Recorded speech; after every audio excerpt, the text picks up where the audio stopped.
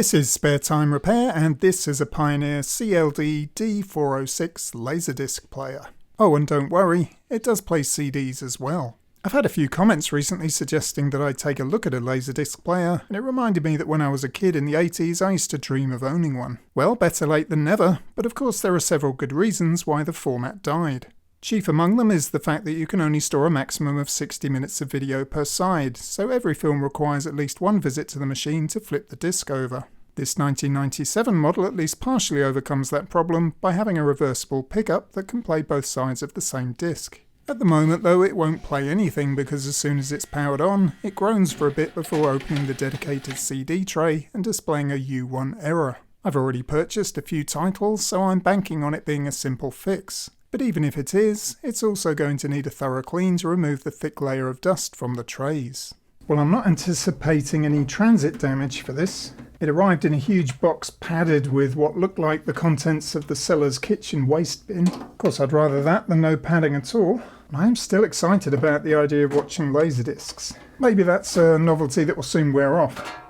So obviously with this unit I'm anticipating a belt problem, and removing the tray is going to be the first order of business, which means dismantling this cage on the top. Everything is just supersized. Enormous disc puck.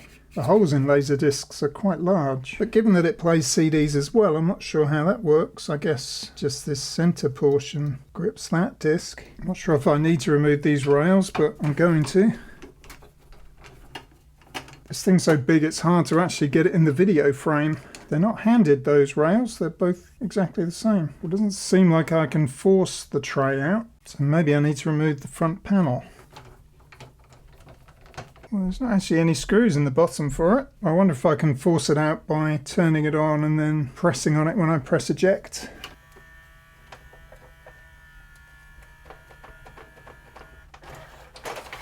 Well, no is the answer. Okay, so looks like the belt that was struggling was for raising this pickup mechanism rather than the tray. So now the pickup is raised, will the tray eject? This thing is so dusty. Looks like these two clips here should release the tray. Wow, that is a monster. There's a catch here that releases the CD tray. If that's not engaged, then the whole thing comes out. I don't know how the tray itself gets so dusty. It's like it was stored with the tray out for some reason. And with the tray removed, this front panel now flips down. And the only thing tethering it is this flat flex cable here. Oh, and a ground wire down here.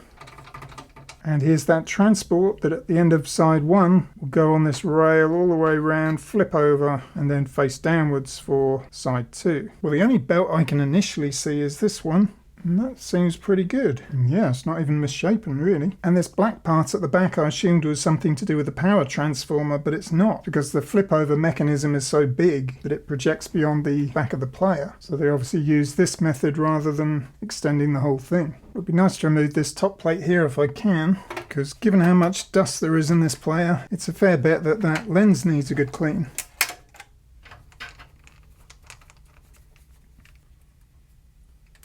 Well, it's loose, but I don't want to break this fragile piece here. Maybe I need to release the sled rail using this screw. Removing that screw was a mistake and threw the side B rail out of alignment, as we'll see later. I'm not sure I really need to remove this plate, so I'm just going to do the cleaning as best I can with it in place. Obviously by 1997, Pioneer had got their act together and made their lenses more secure. This looks like an optical sensor, so I'll give that a clean as well. According to the service manual, there are no other belts beside this, so I'm not quite sure why the mechanism isn't lifting. So I really need to have a look at it in action without the tray in place. And to do that, I'm going to need to refit the front panel, so I need to give all that a good clean first, which requires a bit more disassembly.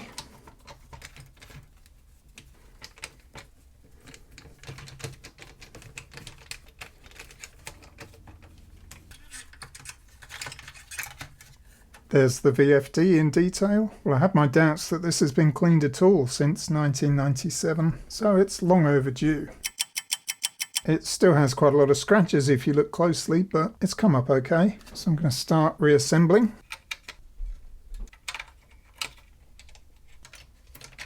I'm going to assume all these buttons are okay.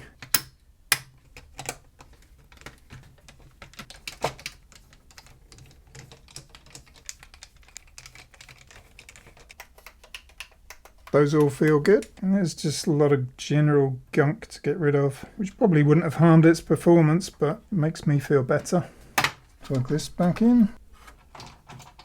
I've cleaned the tray as well. That's looking a lot less sorry for itself.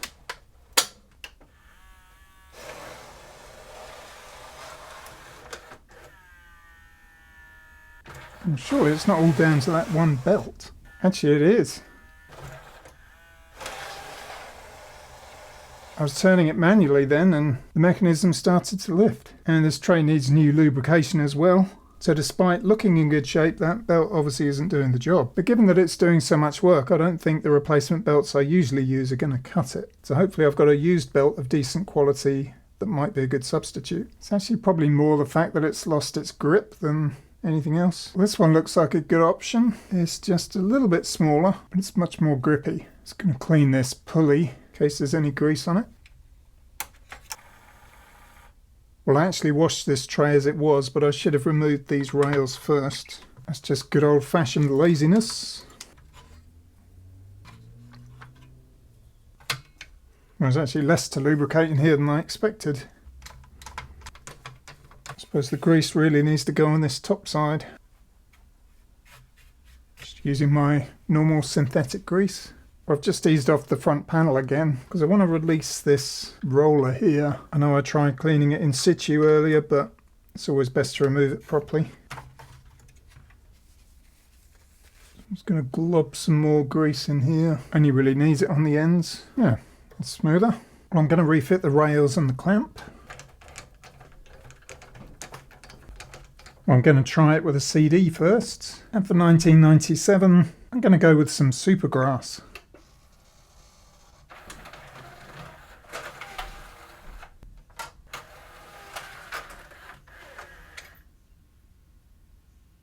No, we still have a U1 error. I'm going to try that again and give it a helping hand.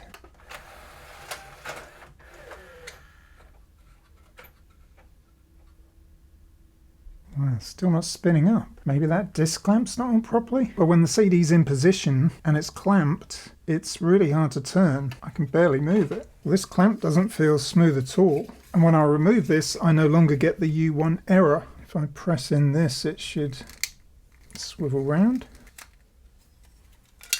Well, I don't really want to disassemble this because there's a lot of springs in there. Potential for disaster. Don't really see any reason why it wouldn't spin freely. I can replace the grease, see if that makes a difference. Well, I'm not sure that feels any different to me. Going to put a bit of oil in the main spindle motor, which is pretty huge. Laserdiscs spin much faster than CDs.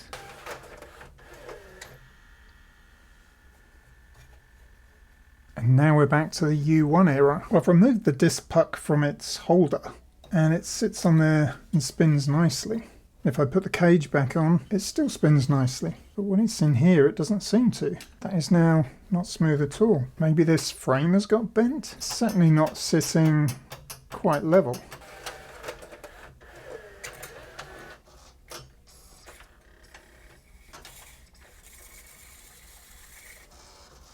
It just read the disc. Well, I had a problem before where the player wasn't sitting flat because of my blue mat, so I wonder if it's that. Let's remove this. Do you know, I think it might be that.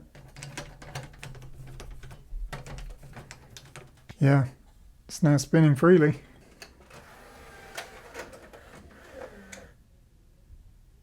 No?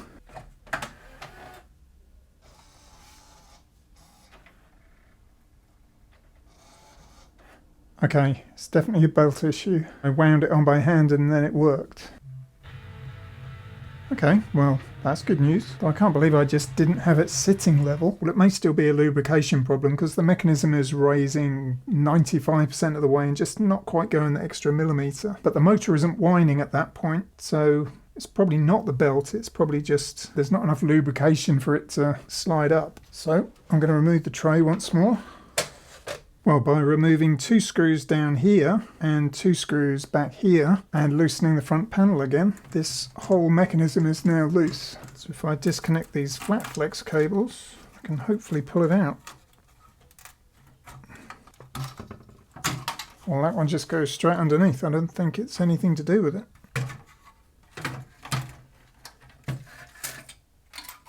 Well, that's going to help me clean it more thoroughly. And there's a broken screw post here, so it looks like there was a screw going through the bottom. Don't know whether I just broke that off, but anyway, I can reconnect this. Actually, there was no screw in that, so maybe it's just a locating pin. Yeah, I think it is, because there's another one here. And I'm going to re-stick it with this plastic cement, which somebody recommended I get, as a little applicator brush. And it just melts the plastic and welds it into place, basically. Just do a spot more cleaning while I'm waiting for it. So the way this works is that the tray moves this lever here, which kicks over the cam, and then as the motor turns, this part here slowly moves forward, and as it does so, it's raising the metal part till it reaches a stop there. But that whole process does feel a bit stiff, so now it's in the raised position. I've got good access to these sloping parts to give everything a proper grease. I think I'm just going to grease every surface that looks like it touches another. I've hooked up the motor to the bench supply so I don't have to keep cranking it by hand, and it now seems to be operating quite smoothly. And then if I reverse the polarity, so I think I'm ready to put it back in the machine and give it a go. It's actually quite tricky to locate it. Okay, that's got it. I just needed to flip the front panel down.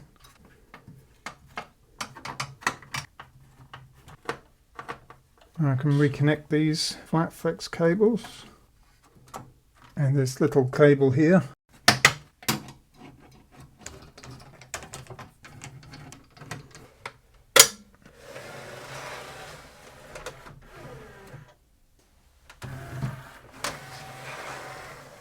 Still not working.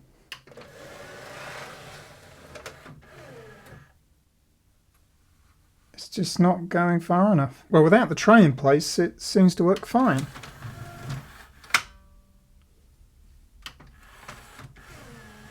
So what is stopping it when the tray is in place? I've removed some of these gears so that I can operate it manually. I don't know, it doesn't feel too bad, but it looks like it's getting to here and then not quite going that extra bit. There are 3 different micro switches down here that are operated by that cam, so I've given those a good spray, although I don't think that's the problem. It's a pretty intricate system. Maybe a bit of grease on this part would help. I feel like I'm just smearing grease everywhere, but not sure what else to do. Well, I've just made a useful discovery. If you put it in the up position and then move this lever here, it exposes these metal runners and this whole thing should lift out. Well, I've been wanting to do that from the start so I could grease everything up properly, so I can clean off these metal pegs and apply some new grease. Well, by disconnecting these from this PCB, I've managed to completely remove the metal piece from the plastic piece. And this does feel quite smooth, but if I can remove this fully, maybe I can grease the bottom as well. There we go. Well, I don't know if it'll make a difference, but at least I can say I've tried it.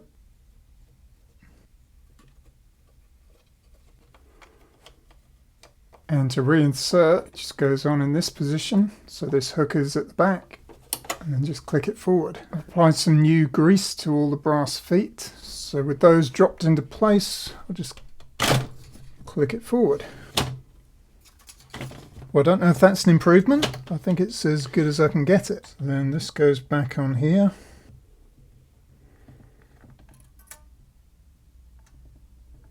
Cables need to clip in here and then around here. And the sockets are all color-coded. Then the arrows on these gears both need to point in the same direction.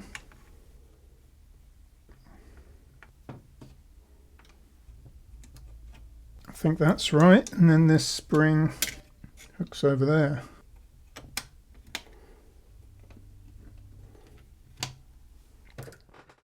Well, it's back together, but it's still not working.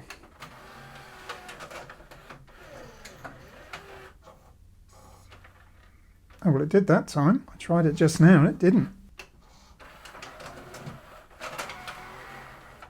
just getting it to do it consistently.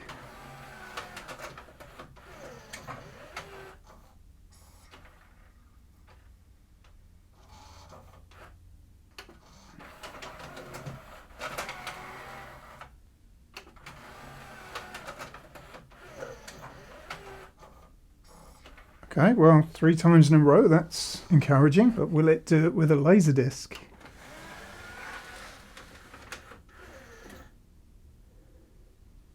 No.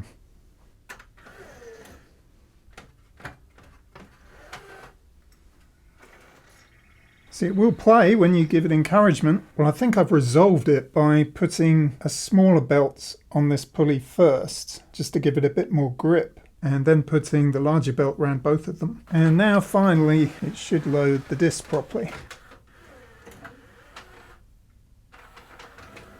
Yep, it's recognized it as an LD. There's no table of contents like for a CD, so it doesn't spin it up until you press play.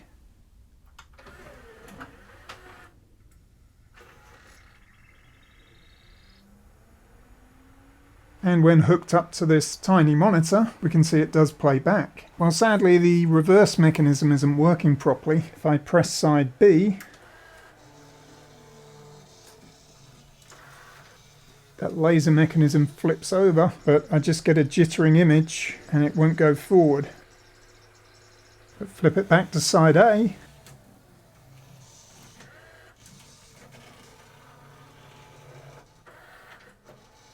And we're back in business. It's hard to capture that flip over procedure properly, but I'll do my best.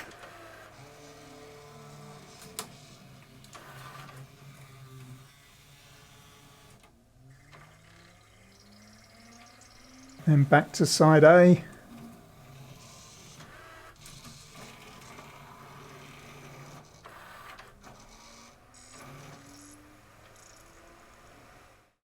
Well, I've got it playing the reverse side. There's an adjustment screw here that just moves the centering of the laser, and that just needed a small tweak, and you can see side B is now playing.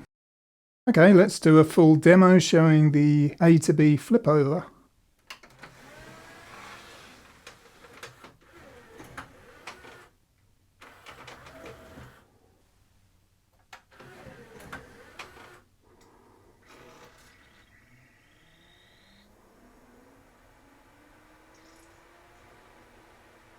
And let's switch to side B.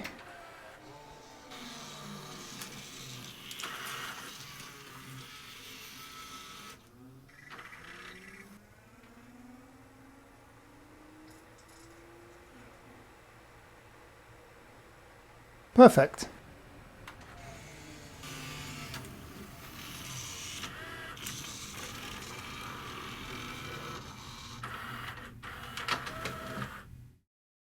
Sometimes it feels like I never learn. That repair could have been a lot faster if I'd realised the belt problem, and indeed the blue mat problem, sooner. Clearly this player is fussy about which belt it likes, so I plan to order the correct one to replace my workaround. As for the unit itself, there are certainly more elegant players out there, but the auto reverse feature will be a big convenience, even if it can't help with films that are spread over 2 discs. But that's it for now. Thanks for watching, and I'll see you in the next one.